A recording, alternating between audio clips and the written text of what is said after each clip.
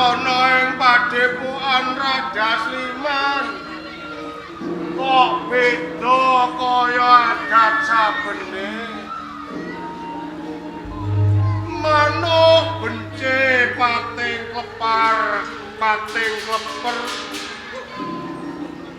aswajak pating jegat pating jegok mimbui tintriming swasana ing padepokan Raja Sliman iki. Ora arep ana kedadian apa ing padepokan Raja Sliman. Ya, aku kelingan marang kandhane Simbah biyen. Yen ana kahanan sing kaya ngene, iki mesti ning padepokan Raja Sliman. Iki arep ana maling. Maling sing dicolong ora bondo donya ora duit. Ning maling iki arep nyolong anane kitab Tripitaka. Ya. Mula kanthi kuwi sadurunge maling mlebu ning papan kene, kitab Tripitaka bakal tak singitake luwih dhisik.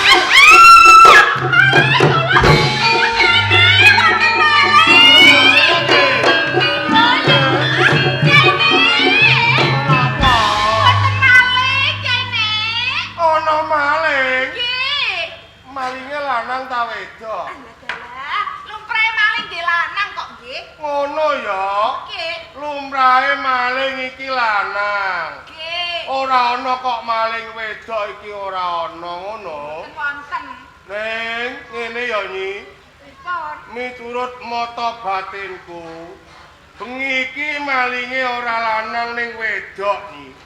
Ah, panjenengan iku lho. Iki tenan kok. Maling wedok iki mlebu ning papan kene iki arep nyolong bondo donya iki ora. Lajeng. Nanging maling wedok iki mau mlebu ning papan kene. Iki arep nyolong kitab Tripitaka. Ngono. Iya panjenengan. Lho wong wedok tengah wengi mlebu teng gedung pusaka. Arep nyidro Tripitaka. Lho arep dingene apa? Wong wedok iki arep nyolong kitab Tripitaka, kena wis kelakon, arep dijono lanangan sing mbuari. Ning mboten kula lho nggih. Kula niki wong wadon sing lempeg galeh. Ngono ya. Nate ngono mboten nate ngene. Iya aku percaya kok Nyi. Ning yo ngene saiki iku ora ana cara galeng sing lempeng iku ora ana. Galeng saiki menggak-menggok aki kok Nyi. Iya. Nah niki pripun kene? Ana apa? Tripitaka Anes. Ngene lho Nyi. Jengen maling iki rak saka tembung jarwa dosok iki. Jarwa dosok pripun? Maling iki ngemal barange wong sing ra eling. Nek ngono ta? Maling ngemal barange wong sing ra eling. Beda meneh karo copet. Copet pripun? Copet iki tangane ngencup, awake mepet, iku copet. Beda karo garong iki. Garong pripun? Garong iki tangane mbegar, metune ngerong, iki garong. Lho iya ta? Maling ngemal barange wong sing ra eling. Rahayune aku isih eling. Lah sadurunge maling mlebu ning papan kene, kitab Tripitaka wis tak singitke luwih dhisik. Dadi malinge ya kecelek nih.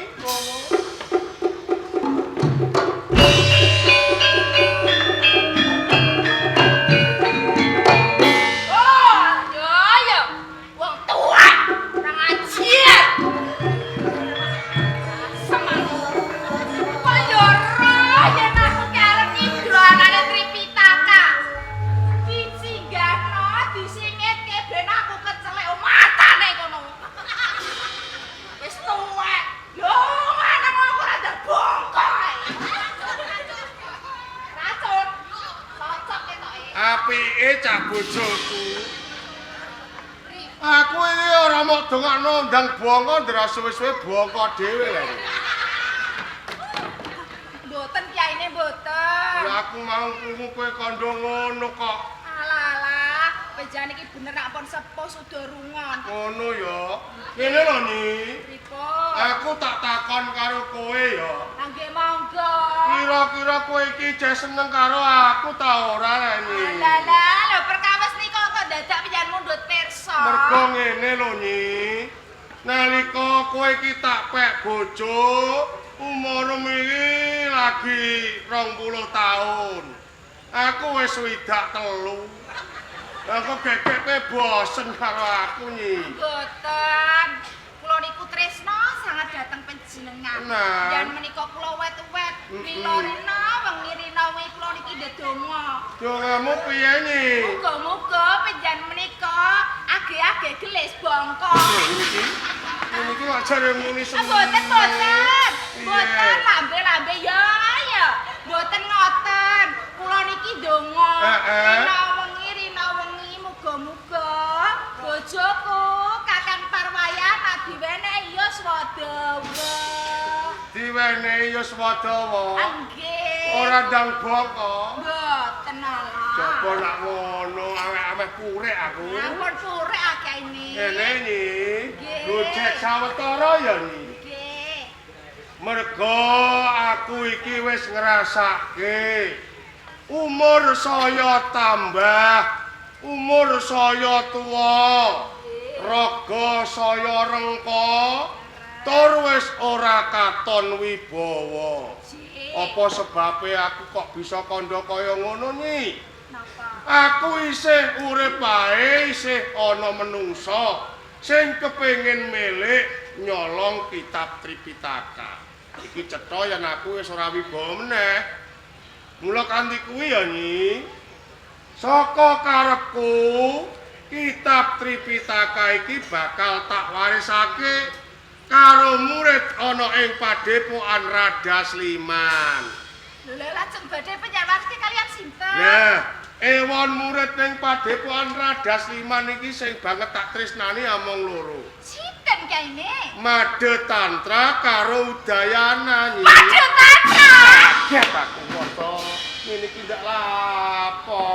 Made Tantra kalian Udayana. Pancen kaya ngono.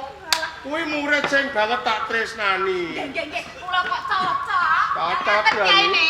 Iya. Kula niki rak bojo panjenengan. Iya. Menawi nderek urun rembug tak nggih dipun kepareng. Ya ora apa-apa wong bojo kok. Ngeten. Rendene Tripitaka badhe pian mariske. Antarane Made Tantra lan Udayana. Langkung prayogi pijan paringi kalian Made Tantra. Lah dasare apa Dasare Nyi? pun cetha. Made Tantra menika murid sing langkung sepuh. Paling tuwa. Paling tuwa. Anggene manyiswa wonten Rada Sliman sampun sawetara dangu. Wis suwe dhewe. Dadi pantes lamun to nampa kitab Tripitaka ngono. Nggih. Ya, yen pancen kaya ngono tak ugemi apa sing dadi kandhamu Nyi. Lho tenan niku. Mula kanthi kuwi sawetara aku njaluk tulung timbalana Udayana karo Made Tantra ya Nyi. Nggih perkawis niku gampang. Iya. Nanging panjenengan janji nggih. Janji. Sumpah nggih. Iya. Ampun ngapusi lho. Ora. Tripitaka biyen wariske kalian Made Made Tantra. Tantra ya eling aku jelek. Janji nggih kaine. Iya Nyi janji.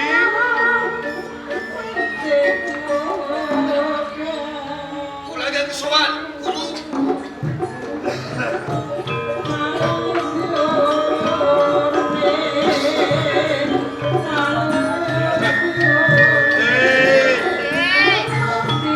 Sing Made Tantra iki. Made Tantra niki sing bagus dhewe.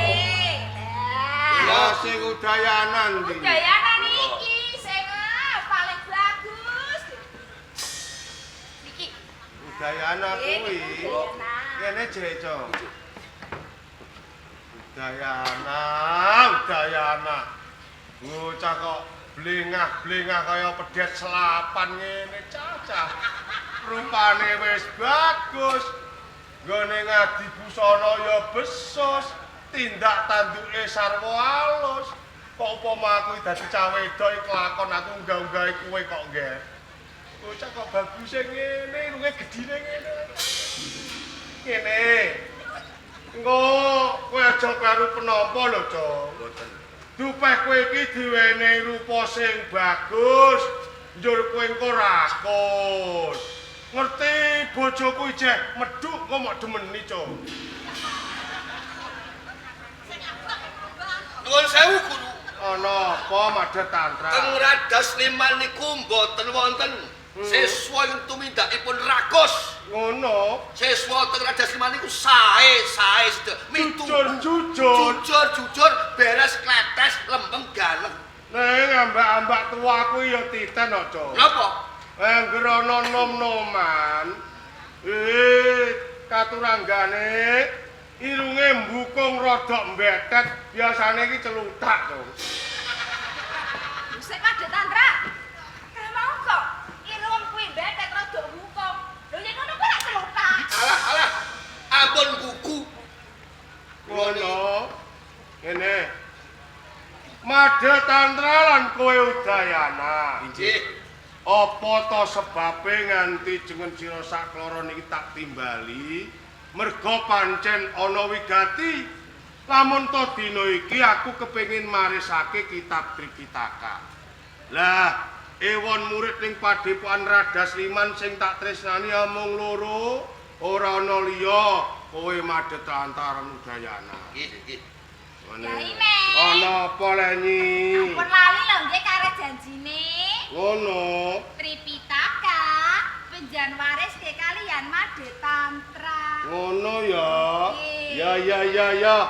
Yen pancen kaya ngono Nyi, bakal tak ugemi apa sing dadi kandhamu. Kitab Tripitaka iki Cong tambahan ana ya Cong lho.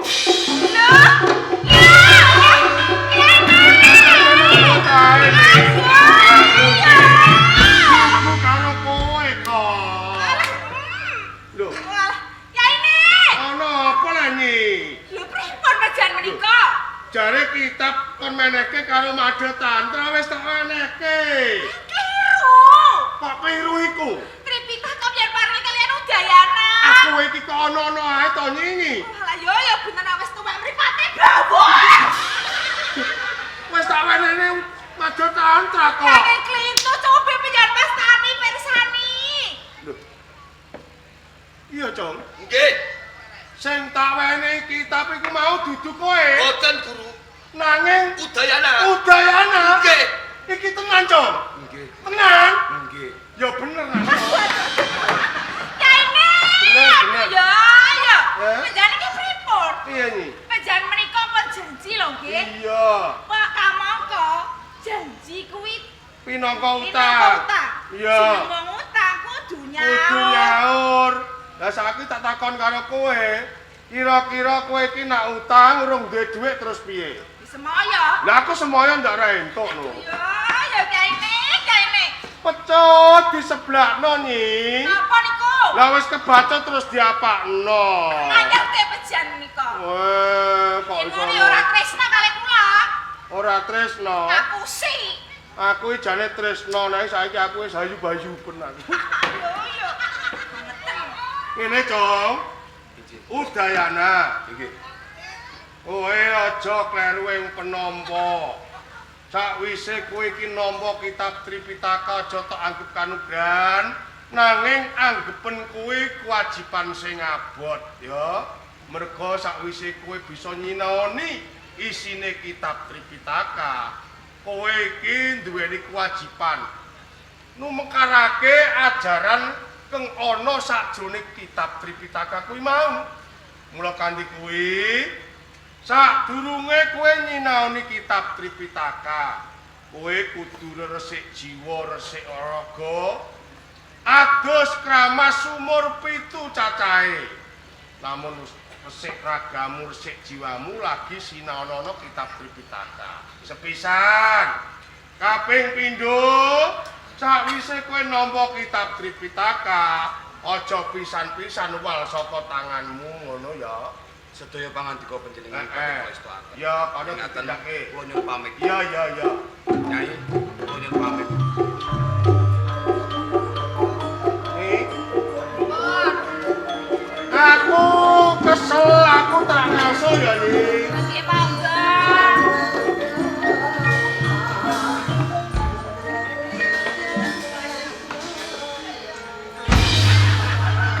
Kira apa lah nyanyi?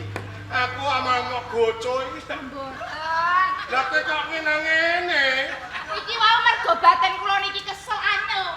Tripitaka mboten panjenengan paringi kalian Madhe Tantra.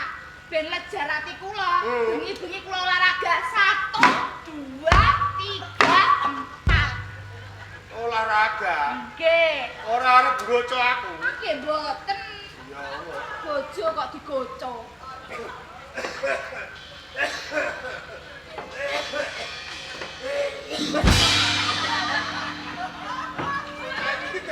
Lapo ae lah nyanyi?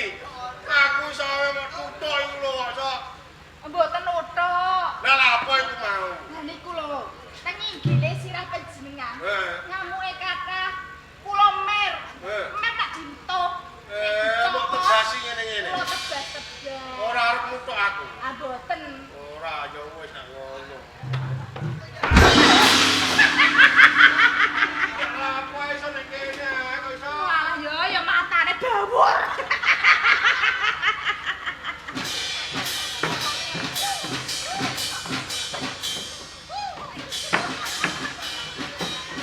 Alah, sayangku, cintaku.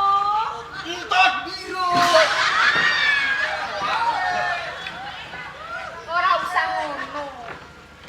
Kok diundang sayange kok entut birut. Mau piye? Wong mawe mesrane ngono atik. Janjine pripun? Kula ni kadung ilang Joko kula. Dalan. Lho, janjine kula kudu duweni kitab Tripitaka nyatanipun diparingaken kalih Udayana. Yo joglo atimu. Aku wis budidaya, Nger. Nek luput saka panjangkaku kuwi dudu anu. Lah ora pecus dengan. Lah aja maido. Wis ngene. Dalan siji buntu golek dalan liyane. Marginipun kados pundi? Rene tak bisiki. Malah mosok kaya ula sawa. Dungo asem tenanan. Nggih. Oh ngaten, nggih. Ya. Oh, rasane kowe Udayana.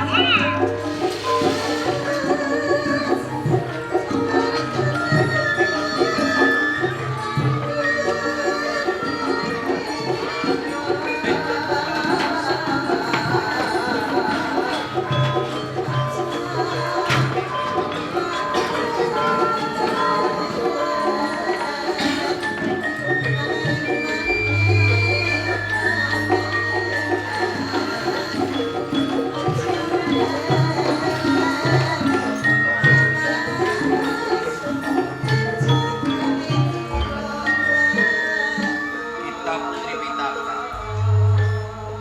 Begini kabeh murid ana ing radar iman. Iki ngepinginake kitab Tripitaka. Apa to isine kitab Tripitaka?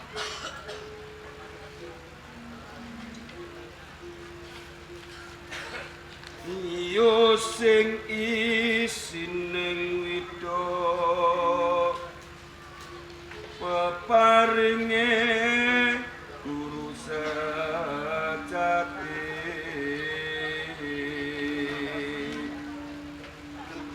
ngemu pitutur kang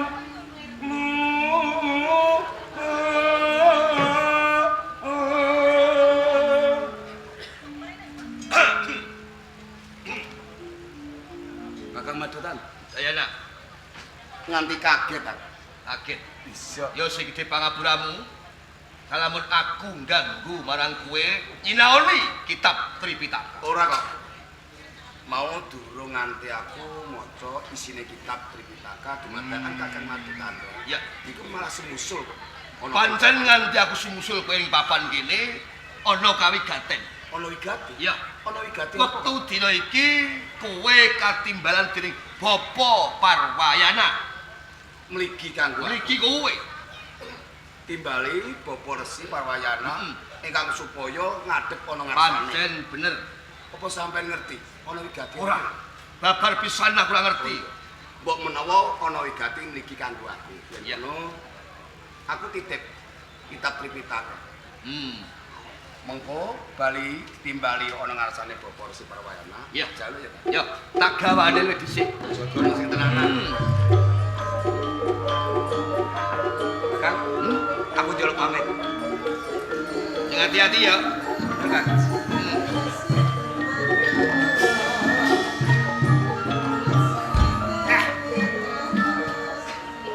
Wong bodoh iku mesti dadi pangane wong pinter.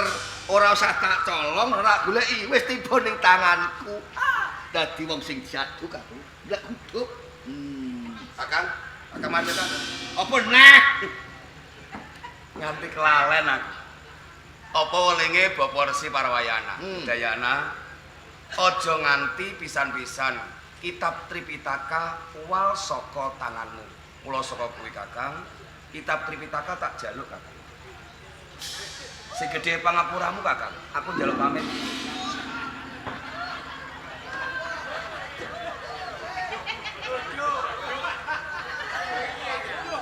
Ape bongkok. Teni kowe. Bakal kalah omong aja iki. Ora gelem ngeloni aku. Aku udah mau ketek. Bakal kuwirangan.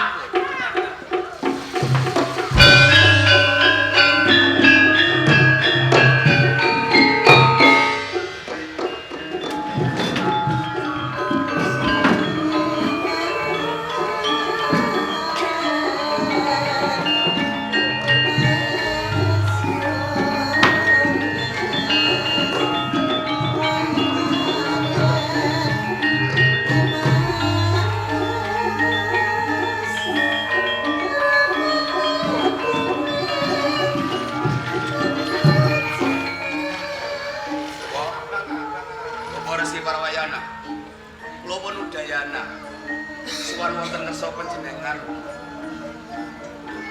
Lho. Resi Parwayana. Kula panundayana. Monggo kula kriwungu. Kula wonten ngersa panjenengan. Bapak. Monggo kula kriwungu.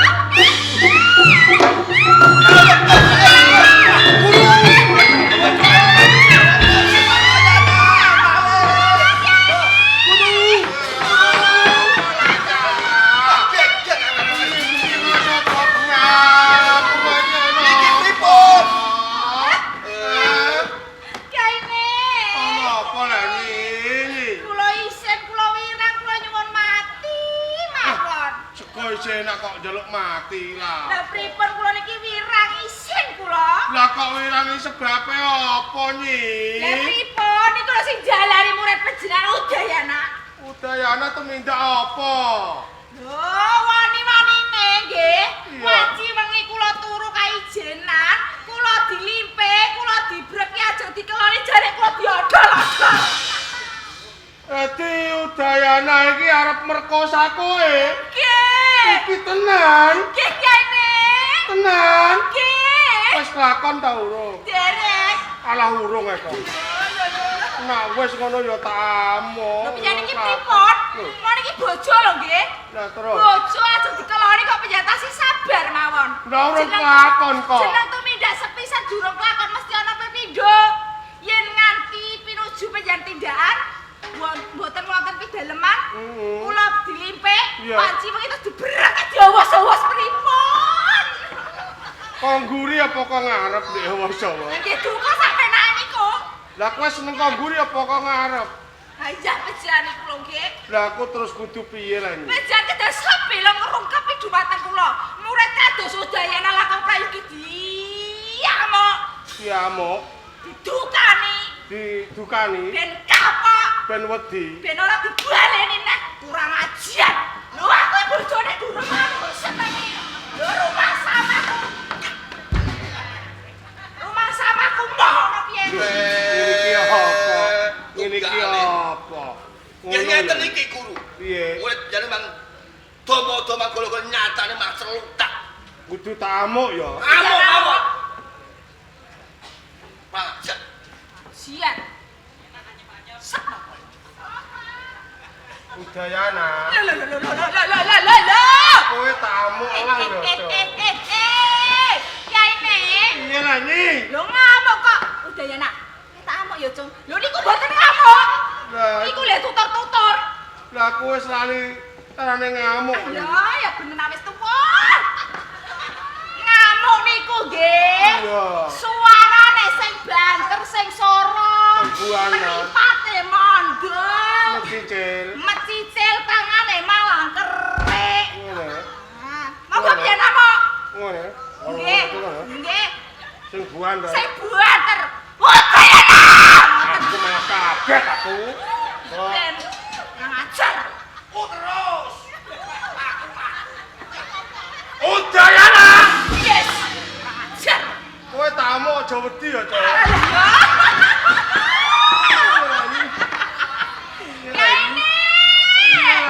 Bangetan ya bangetan. Bener nek wis tuwa, tenagane sudah. Ngamuke kok ya ora kuat. Ngamuk kok Udayana. Kowe tamu aja nesu yo, Cuk. Niku mboten ngamuk. Aku wis Sakon mboten saged ngamuk panjenengan niku. Iya. Murid kados Udayana. Iya. Lakon prayogi dipolo diajar. Dianjuti. Ajar mawon guru. Ben kapok. Kapok. Ngono kurang ati.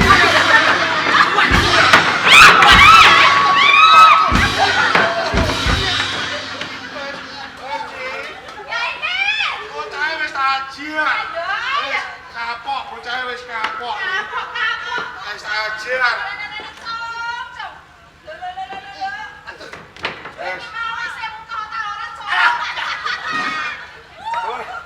Bocahe wis tak dugani. Bocahe wis tak kuwepruki iki. Kapok bocahe. Bener wis tuwa mripate bawur. Lho ngajar wae kok ya kliru.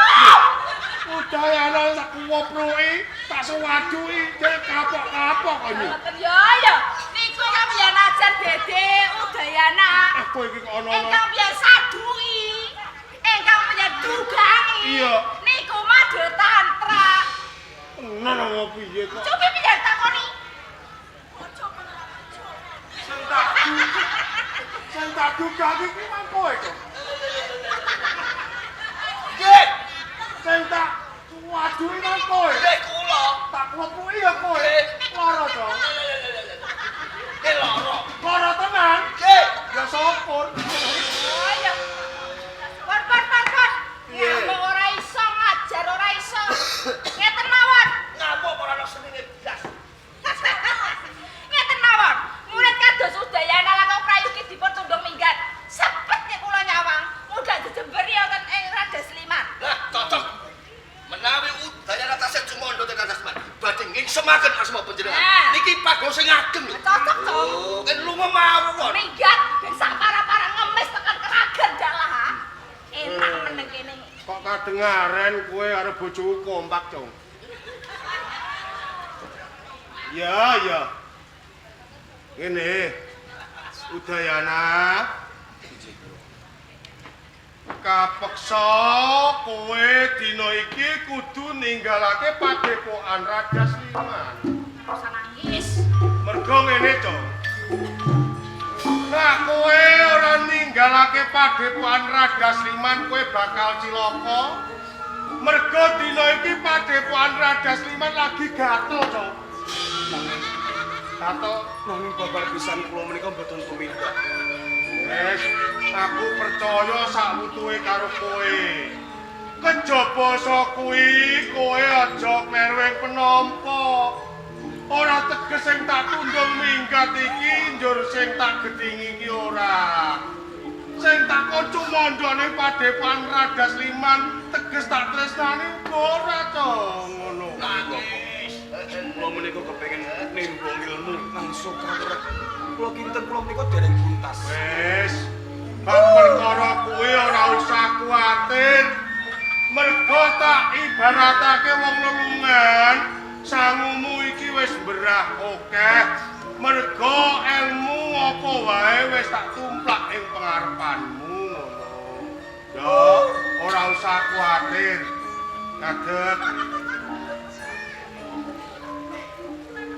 Neng sadurunge kowe ninggalake Padepokan Rada Sliman, kowe tak wenehi rapal slamet.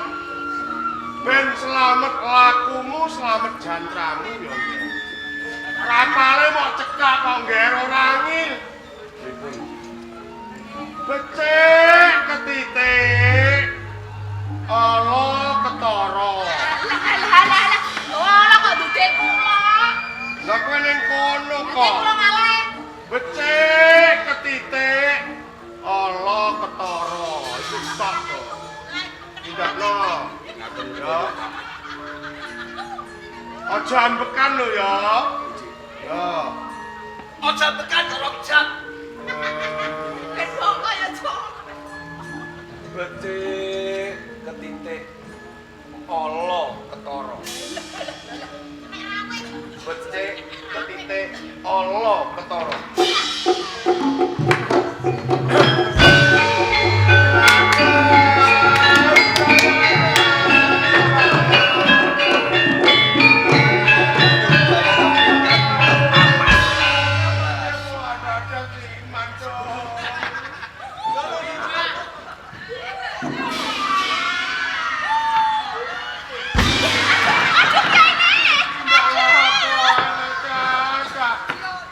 Lagi tinggal sedulu polahe kaya wil.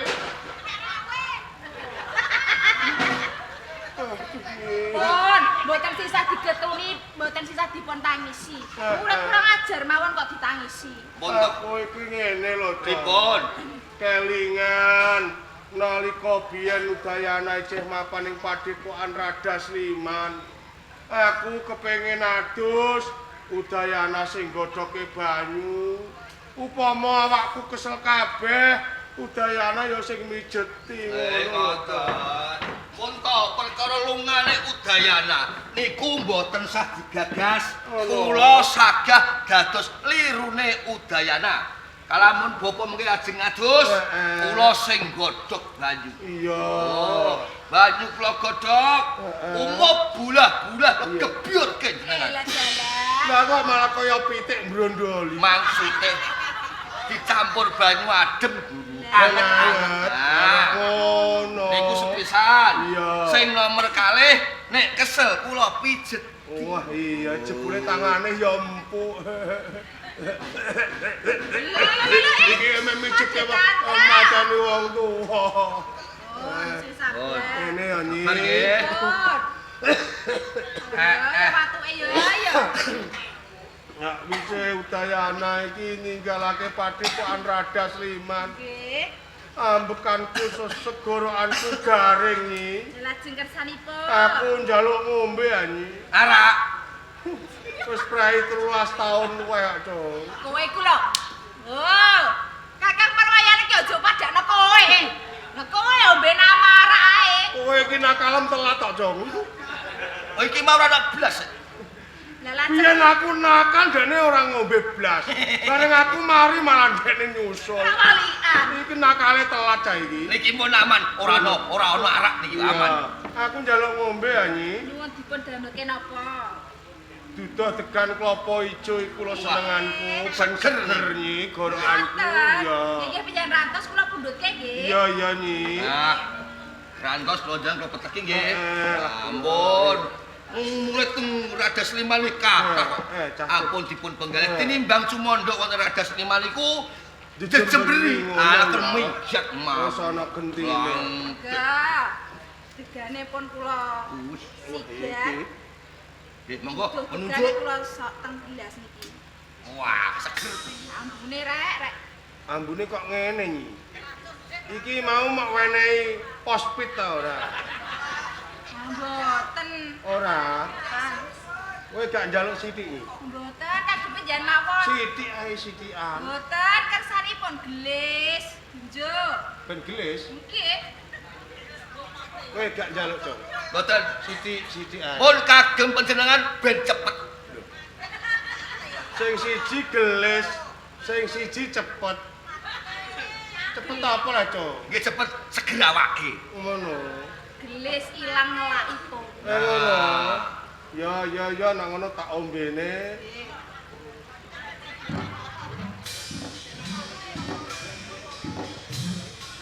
Wah! Iya. Aduh, nyai kenarang. Apa? Sawise aku ngombe duduh tekan klopo ijo dadaku panas ning kramas. Mau enehi apa kuwi mau Nyi? Ya, tak bloko wae. Degan kelapa ijo iki mau tak sok gelas, tak campuri obat tikus.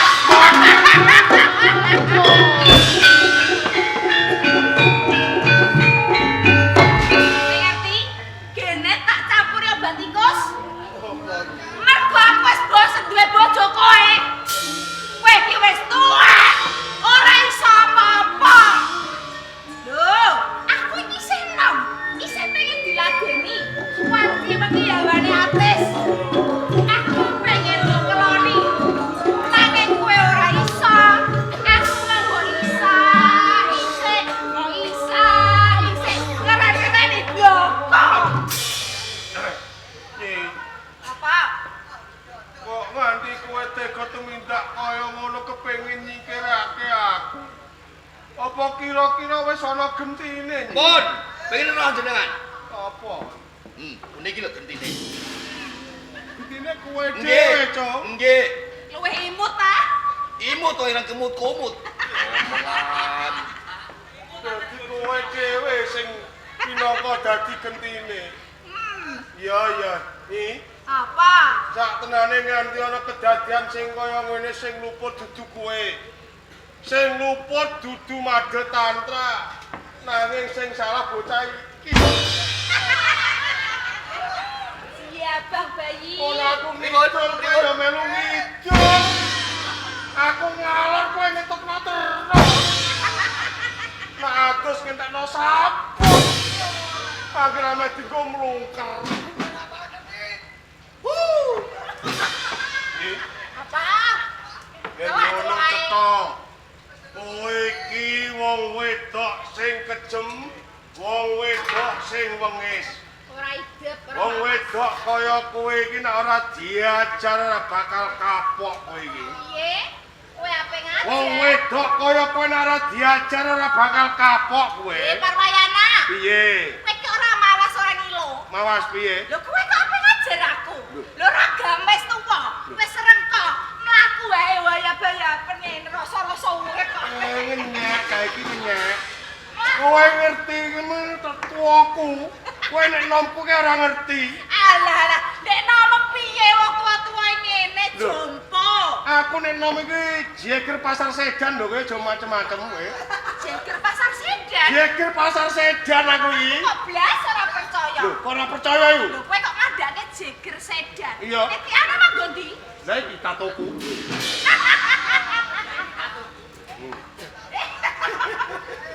Lho apa kowe bocah kelas?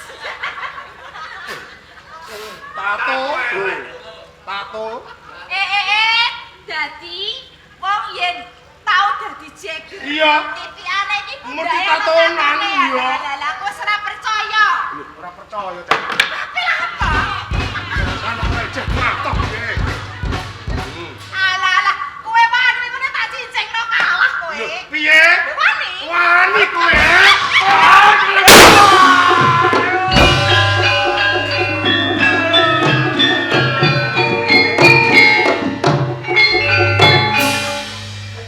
Nah, carane ngene ya cepet tenan iki.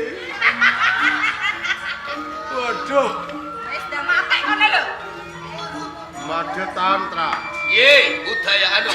Ora ngira babar pisan kowe duweni tumindak sing kaya ngono. Kowe iki mbok eling Madhe Tantra. Nalika semono kowe iki tak temu ning pinggir dalan, awakmu kebak gudeg. Kowe tak rumati, kowe bodho tak pinterake nanging piwelesmu karo wong tuwa kaya ngene. Ibarat aku nandur kacang tukule ibarat aku nandur pari tukule arang-arang.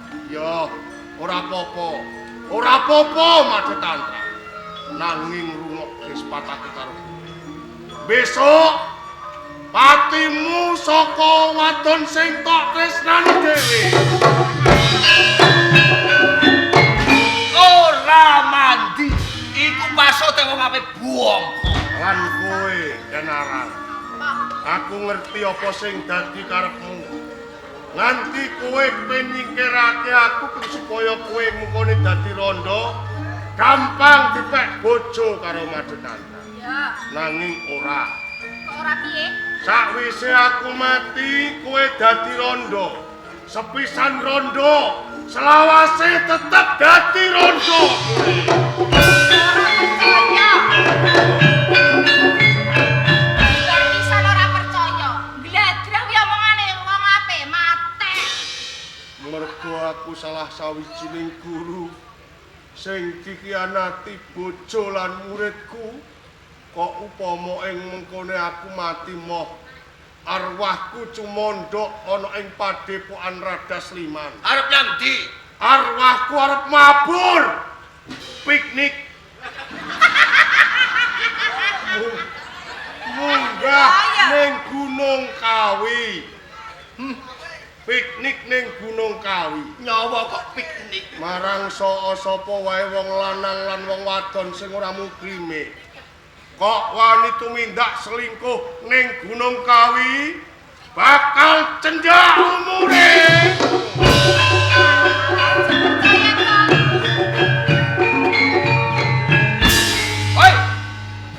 Oi, wis mati ta urung? Wis.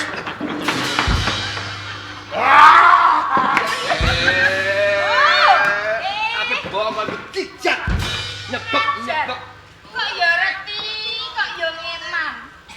Arep mati ninggal barang sing enak kok diambung dhisik. Ya wis ngene wae, Cok. Pripun? Ben dienggo sangu piknik. Uyoi mawon. Mangkel ae. Ben dienggo sangu piknik ning Gunung Kawi, Cok. Tak dungukne sithik ya. Ya sing akeh. Piye malah urip neh. Ah, tak dungukno. Parwayana, nggo sangu piknik. Loh. Tahu asik. Kurang ajar. Pun, lagi narang. Hah? Ora sak durusi kang baku Tripitaka.